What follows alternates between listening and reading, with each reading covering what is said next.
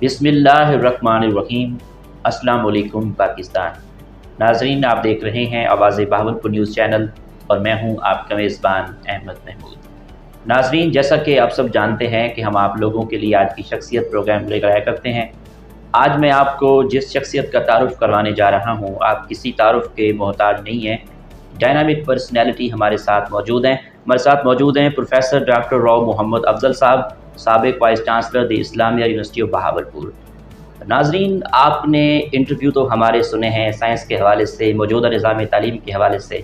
जो साइंस के स्टूडेंट हुआ करते हैं, साइंस के प्रोफेसर हुआ करते हैं, वो तो खुश्क मजमून साइंस के हवाले से दिलचस्पी रखते हैं। लेकिन आज हमारे साथ जो शख्सियत मौजूद हैं, वो ना कि साइंस के बारे में दिलचस्पी रखते हैं, अदब के हवाले से भी सर को दिलचस्पी है। वो कहते हैं कि किसी मुसव्विर का ख्वाब लगता है, किसी मुसव्विर का ख्वाब लगता है तो मुझे बड़ा लाजवाब लगता है। आज हम शेरी अदब के हवाले से डॉक्टर साहब से ख़ुसूसी गुफ्तगू करेंगे, तो आइए बात करते हैं। अस्सलाम वालेकुम सर। भाई साहब, कैसे हो भाई? ठीक हो? माशाल्लाह, आपने जो शेर अभी कहा है, माशाल्लाह आप तो काफ़ी बाज़ौक़ हैं। माशाल्लाह सर, साइंस के प्रोफेसर, आप वाइस चांसलर रहे, ये अदब से आपको लगाव कब और कैसे हुआ? असल में बात यह है कि अदब से लगाव जो है वो कोई खुद साख्ता चीज़ होती ही नहीं है। ये नेचुरल एक चीज़ है जो हर इंसान में पाई जाती है। जैसे आपने सुना होगा कि कुछ लोग खुद ब खुद मुसव्वरी की तरफ माइल हो जाते हैं, कुछ लोग और अपने ज़ौक़ शौक़ रखते हैं। मेरे वालिद साहब जो हैं वो बड़े लिटरेरी आदमी थे। असल में शेर व अदब से बचपन ही से जो लगाव शुरू हुआ वो उनको मुताला करते हुए देखते हुए हुआ। तो वो एक तो आम नस्री अदब, यानी पहले ज़माना ये था, वो किताब का ज़माना था ना।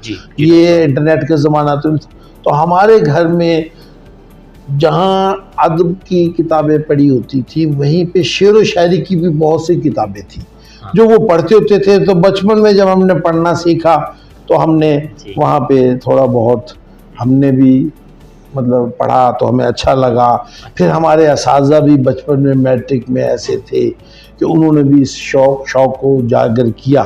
तो एक वक्त ऐसा आया कि हम खुद तो मतलब दोनों अदब, नसरी अदब और शेर व शायरी का जो शौक़ है वो असल में बचपन ही से, स्कूल लाइफ से ही मुझे शुरू हो गया था।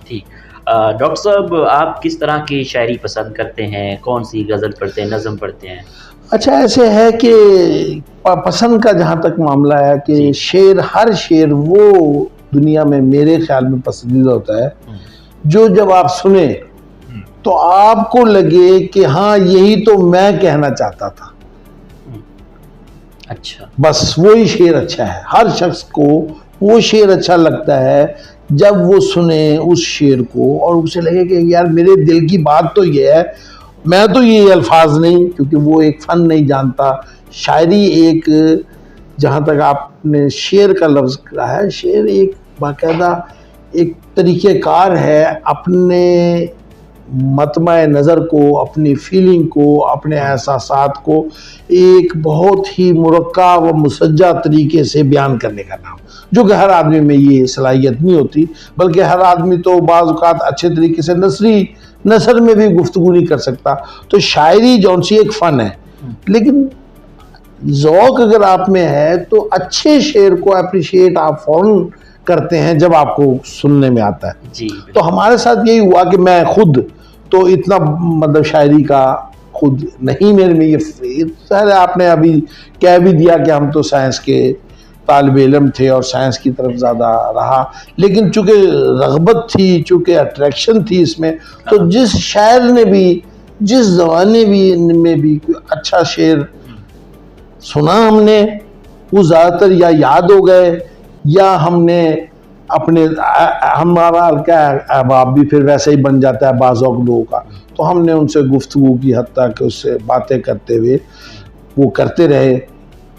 शेर व शायरी इस तरह होती रही कि अच्छे मुशायरों में हम जाते रहे। आपको मैं ज़रा एक बात अहम बता दूं जो इम्पॉर्टेंट है कि हमारे ज़माने में ये टीवी की तरफ कमज़ोर होता था, ओरिजिनली हकीकतन हम मुशायरों में जाते थे, शौक की मैं बात कर रहा हूँ। अच्छा। और आप पाकिस्तान के तमाम बड़े शायर, अब नाम लेना तो मतलब कम होगा, जी। तमाम बड़े शायर जौन से हैं उन्हें हमने बनस्से नफीस खुद महफिलों में मुशायरों में सुना है मुख्तलिफ जगह। अच्छा। आपको पता है मैं लाहौर में भी पढ़ता रहा, जी। लाहौर तो अदब का गहवारा था, तो जितने बड़े शायर हैं, यहाँ भावलपुर में ये भी एक अदब का एक बहुत बड़ा सोर्स था, तो मुख्तलिफ मुशायरों में हमने तकरीबन सारे बड़े शायर, मैं नाम जल्दी जल्दी ले लेता हूँ कुछ शायरों का जी। ताकि आपको अंदाजा हो कि इनको बनफ्से नफीस हमने सुना है।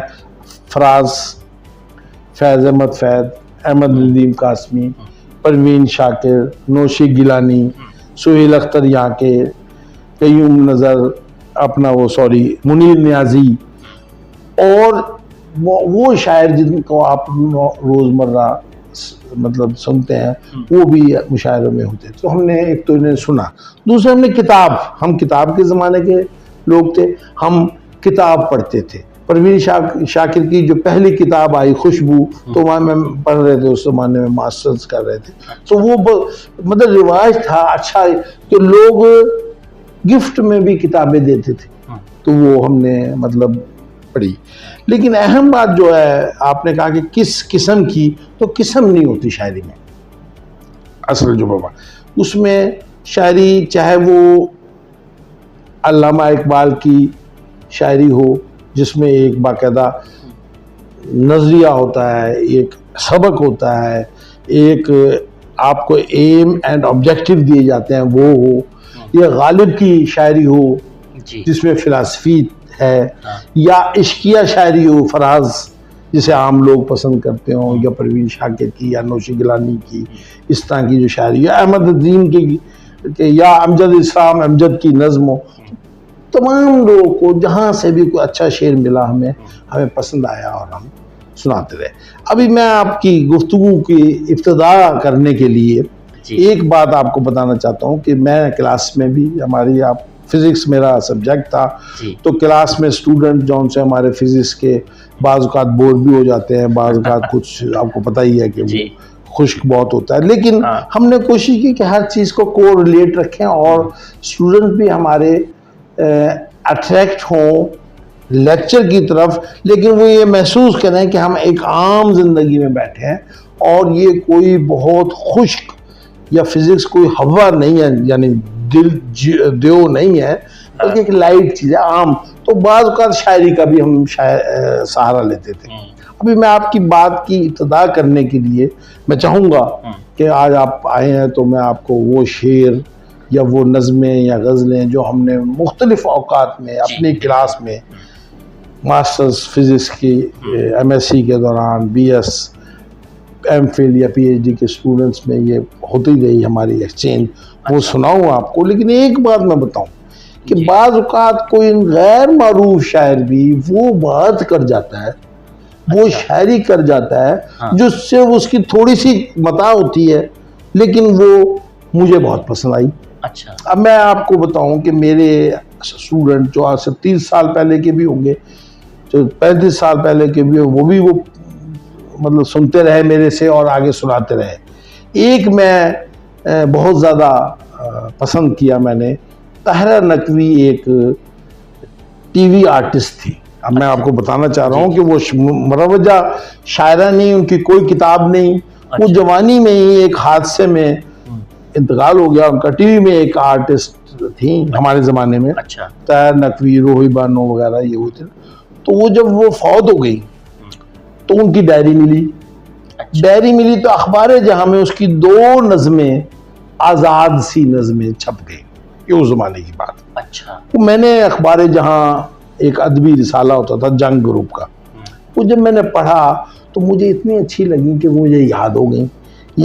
तो मैंने अपने दोस्तों में भी सुनाई, फिर अपने स्टूडेंट्स को भी सुनाई, और फिर जब भी कभी आप लोग जैसे पढ़ते रहे, ये फेयरवेल होती है यानी आखिरी क्लास होती है, आखिरी क्लास में वो जरूर सुनाता रहा। तो वो एक किस्म की ट्रेडिशन सी बन गई। अब वो स्टूडेंट जब भी होती थी अलविदाई पार्टी जिसे आप कहते हैं, जब फाइनल में स्टूडेंट जाते थे उनकी, तो वहाँ वो मैं ज़रूर सुनाता था, तो वो एक ट्रेडिशन सी बन गई। वो कहते थे ये ज़रूर सुनाएं, इसके अलावा वो मैं आपको अब सुनाता हूँ पहले जी। उससे हमारे नाज़रीन को आप ये लाजमी सुनाएं। हाँ, वो मैं चाहता हूँ कि जी। मैं अपने स्टूडेंट्स भी मेरे, उनको भी रिकॉल हो जाएगा और आपके जो चैनल के लोग हैं वो भी देख लेंगे। जी।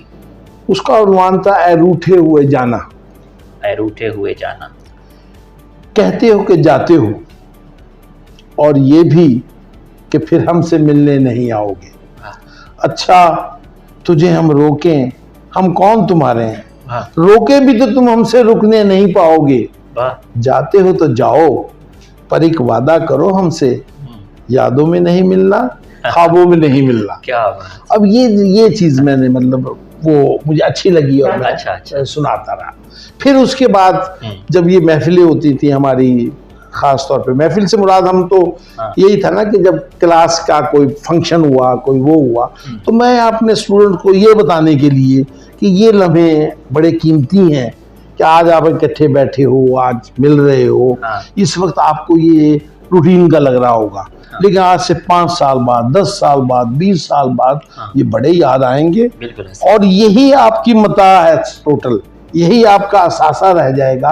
तो वो मुनीर न्याजी की जौन सी है ना जी, वो मशहूर जी थी, सितारे जो दमकते हैं किसी की चश्मे हैरा में, मुलाकातें जो होती हैं जमाले अब्रो बारा में, ये नाबाद वक्तों में दिले नाशाद में होगी, मोहब्बत अब नहीं होगी, ये कुछ दिन बाद में होगी, गुजर जाएंगे जब ये दिन, ये उनकी याद में होगी। तो ये मैं मतलब सुनाना पसंद करता। वैसे अब हमारे ज़माने में जी अब बात छिड़ी गई है, तो मेरे ख्याल में 5-4 जो शायर पसंदीदा हैं उनकी मैं बात कर दूं। फराज जी, फराज हमारे दौर का बड़ा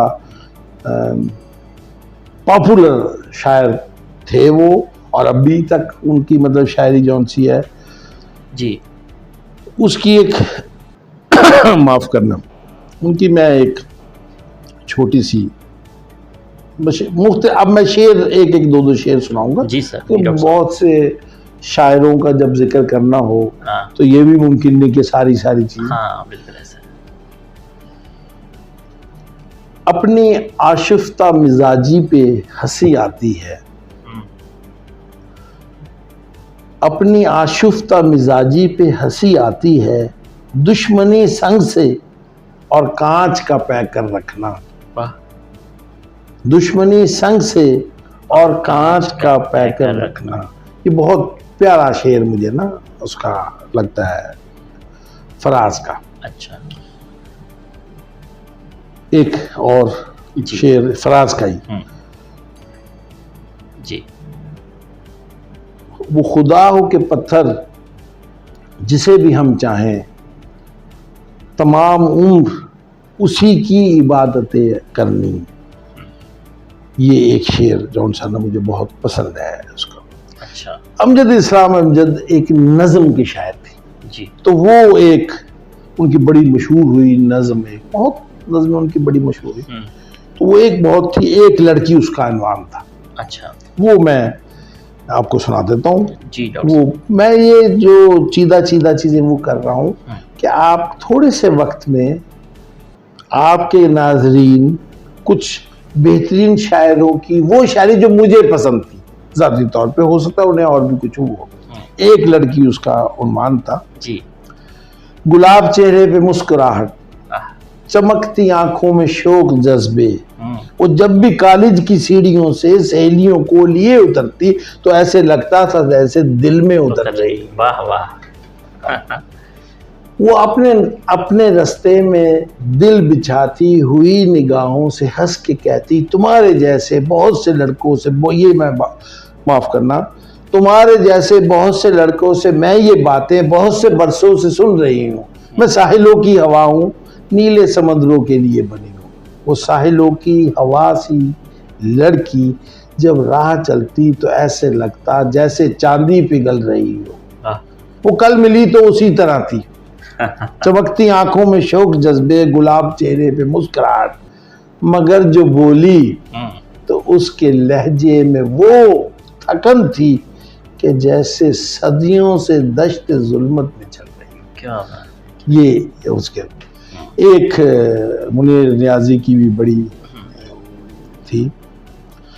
खुली सड़क वीरान पड़ी थी, बहुत अजब थी शाम, ऊंचा कद और चाल निराली, नजरें खून आशाम। वाह। ऐसा हुस्न था उस लड़की में, ठिठक गए सब लोग। कैसे खुश खुश चले थे घर को, लग गया कैसा रोग।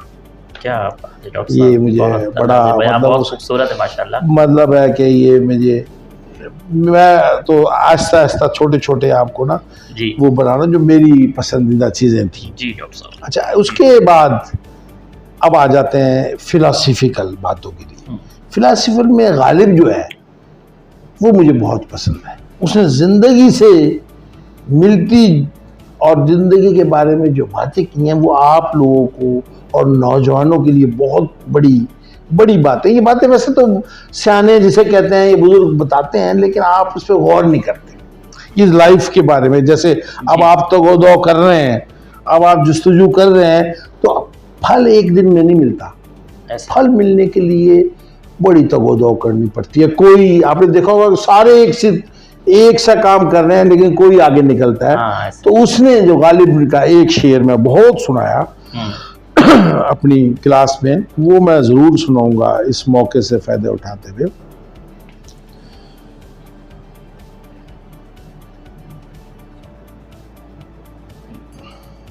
याद करना पड़ेगा वो, लेकिन वो शेर है फिलोसफिकल ना। जी डॉक्टर साहब। गोहर दामे हर मौज में है, हल्का ए सद काम निहंग। दामे हर मौज में है, हल्का ए सद काम निहंग। देखें कब क्या गुजरे है, कतरे पे गौर होने तक। दाम कहते हैं जाल। हर मौज के जाल में 100 मुंह वाले मगरमच्छ हैं। लाइफ आपको पता है कि मोती कैसे बनता है, गोहर या मोती कैसे बनता है, कि बारिश का एक कतरा चलता है आसमान से। अच्छा। और सीप आप समझते हैं ना, वो एक जिसमें फिर वो छोटा सा सीपी आप जिसे कहते हैं, उसके अंदर वो कतरा जाता है, वो मुंह बंद कर लेती है और फिर कई अरसे के बाद जब वो खुलता है तो वो मोती बन चुका होता है। वो टाइम लगता है, लेकिन समुंदर कितना बड़ा है। और समुंदर में एक नहीं, वो कहता है कि जिंदगी में आपके ट्रैप्स जो हैं आपको खत्म करने के लिए वो 100 मुंह वाले, एक मुंह वाला मगरमच्छ नहीं। और मगरमच्छ का मुंह का आपको पता कितना बड़ा होता है। वो कहते हैं एक मगरमच्छ 100 मुंह वाला है। लेकिन जिंदगी के दाम में ये कुछ है। अब देखते हैं कि ये कतरा जो है ऊपर से जो चला है, इसे गौर होने में क्या क्या गुजरना पड़ता है, ये लाइफ। तो गालिब का जौन सा है ना जी, ये आप फिलॉसफी मुझे बहुत पसंद है और मैं मतलब है अपने स्टूडेंट को ये सुनाता भी रहता हूँ। ठीक। डॉक्टर साहब, अल्लामा इकबाल के अशारों में कौन सी चीज़ें हैं जो आप पसंद करते हैं? देखिए, अल्लामा इकबाल के अशार जो मैं ये कहता हूँ कि इश्क हकीकी और इश्क मजाजी दोनों ही का इम्तिजाज है। लेकिन असल बात यह है कि अल्लामा इकबाल ने आप नजरिया पाकिस्तान ही नहीं दिया, मुसलमानों के लिए अलग वतन का तस्वुर ही नहीं दिया, बल्कि हर शख्स को जीने के वो ढंग सिखाए जो कुरान और सुन्नत में दिए हुए हैं। आप आम तौर पे उसे नहीं समझ सकते, उन्होंने अदबी तरीके से उसे समझा। और सबसे जो बड़ी बात है, देखें मामूली बात है लेकिन अगर देखें तो कूजे में दरिया उन्होंने पिरो दिया। और यही फ़लसफ़ा है वहदत का, यही फ़लसफ़ा है हमारे इस्लाम का, मुसलमान होने का। वो कहते हैं वो एक सजदा जिसे तू गरा समझता है, वो एक सजदा जिसे तू गरा समझता है, 1000 सजदों से देता है आदमी को निजात।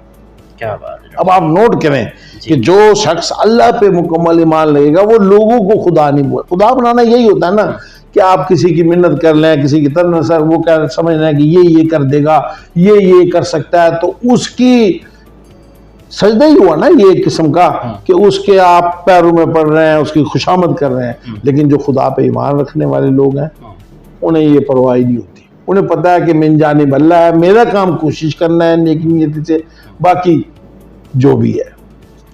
और खुद ही के बारे में असल में उनका कंसेप्ट यही है ना कि पानी पानी कर गई मुझको कलंदर की ये बात, पानी पानी कर गई मुझको कलंदर की ये बात, तू झुका जब गैर के आगे न तन तेरा न मन। दो ही चीजें होती हैं इंसान की, या अंदर या बाहर। बिल्कुल ऐसा। जब तू गैर के आगे झुकता तू अंदर से भी मिट गया और बाहर से भी मिट गया। सही। तन तो आप झुकने से खत्म हो गया आपका जी, लेकिन असल चीज तो अंदर होता है इंसान, जिसमें खुद ही और अपना आप होना। तो टेक्निकली तुमने तो उसको भी मिटा डाला। तो जो फिलसफा अल्लामा इकबाल ने दिया है, अगर उस पर ये नौजवान, सिर्फ नौजवानों के लिए नहीं है, ये जो बूढ़े हुए फिर रहे हैं, ये जो हमारे मुल्क के सियासतदान हैं, ये जो हमारे मुल्क के असातिज़ा है, ये जो हमारे मुल्क के रहबर व रहनुमा हैं, अगर ये इस फलसफे पे अमल कर लें तो यकीन करें कि आज हम दुनिया की नंबर 1 कौम होते। और ये भी यकीन रखेंगे कि उन्होंने अमल नहीं किया। अगर अमल किया होता तो आज हम इस तरह के उसमें से दौर में से गुजर ना रहे होते। ठीक। डॉक्टर साहब, आखिर में शेरी अदब के हवाले से हमारे स्टूडेंट्स को, प्रोफेसरों को आपका एज अ प्रोफेसर क्या पैगाम है? देखिए, बात यह है कि चाहे शेर हो, चाहे लिटरेचर का, अदब का कोई और हो, आप अपने मतमे नज़र को, अपने दिल में जो कुछ भी है उसे कहने की कोशिश करें। शायरी जौन सी है वो भी अल्फाज का चुनाव का नाम है, अदब जो है वो भी अल्फाज के चुनाव का नाम है। चुनाव से मुराद क्या है कि बेहतरीन सिलेक्शन अगर अल्फाज के करेंगे तो वो बात दिल पे असर करती है। और बात का मकसद ये होता है कि वो किसी के दिल पे असर करे। यानी मैं ये कहूँगा कि अच्छा मुकर्रर वो है कि जब वो कोई बात करे दूसरा उतनी ही समझ ले जितनी वो कहना चाहता है। ये बहुत बड़ी बात है। बिल्कुल ऐसा है। जितनी वो कहना या उसके करीब करीब समझ ले। अगर आपके अल्फाज का चुनाव सही नहीं है, इत्तेफाक हो सकता है ना कि आपका सही नहीं है, आप कुछ और कहना चाह रहे हैं, वो कुछ और समझ रहा है, तो उसका मतलब कि वो मकसद फौत हो गया बात करने का। अब मैं मज़ाही आपकी बात को मज़ाहिया तरफ लेके आता हूँ कि हमने वसल कहा, वो वसल समझे। हमने वसल कहा, वो वसल समझे, घर जाके भिजवा दिए टोकरे प्याज के, गिफ्ट आ रहे हैं उन्होंने तो बस। तो टेक्निकली इतनी सी बात है। अगर आप बात के लफ्जों का चुनाव सही सी, तो अदब जॉन साहब वो आपको ये सिखाता है कि आपने कैसे कहना है, क्या कहना है, क्या लफ्ज बनता है, क्या नहीं। तो वरना यह कि आपने तो मांगा ही नहीं है, वो समझ रहा है कि हमारे दोस्त या महबूब को तो प्याजों की कमी आ गई है। तो ये वो चीजें ना होने पाए। तो इसलिए नौजवानों को चाहिए कि वो जिस फील्ड में भी है अपने, मैं असल में बात को जरा संजीदा तरफ ले आता हूँ कि लाइफ में जो कुछ आप जानते हैं वो दूसरों तक पहुंचाना जौन सा है वो ही असल इल्म है। बिल्कुल ऐसा। चाहे वो फिजिक्स हो, चाहे मैथ हो, चाहे स्टैट। अगर आप उसको वो सही तरह पहुंचा नहीं पाते तो आपकी जात बेफैज हो जाती है। फैज वो है जो दूसरे तक जा सकते। अगर अपनी बात को ही पहुंचा नहीं सकते, आपके अंदर जितना भी खजाना है वो आपके लिए है। और फैज ये होता है कि जो आपका खजाना है वो दूसरों को दें। उसके लिए लफ्जों का सही चुनाव करना सीखें, और चुनाव करने के लिए आप अपनी हर जबान, जो आपकी लोकल जबान है उसका अदब, जो आपकी इंटरनेशनल जबान जो आपने यूज करनी उसके अदब से अपना लगाव रखेंगे, आपको सही अल्फाज मिलेंगे और आप बेहतर तरीके से अपनी बात को कह सकें। डॉक्टर साहब, थैंक यू, बड़ा अच्छा लगा। आज और बड़ा बहुत खूबसूरत। थैंक यू भाई। मैं क्या, चले लाइट गुफ्तगू होनी चाहिए ना हमारी थोड़ी सी। जी नाजरीन, आपने आज की शख्सियत प्रोग्राम से प्रोफेसर डॉक्टर रॉ मोहम्मद अफजल साबिक vice chancellor the Islamic university Bahawalpur से हम बात कर रहे थे। आज हमने शेरी अदब के हवाले से बात की, डिटेल से गुफ्तगू की, और जो नाज़रीन हमारा ये इंटरव्यू सुनेंगे उनको शेरी अदब के हवाले से बहुत कुछ सीखने को मिलेगा। एक नई नशिस्त में प्रोग्राम में मुलाकात होगी। तब तक अल्लाह हाफ़िज़, अल्लाह निगहबान, पाकिस्तान जिंदाबाद।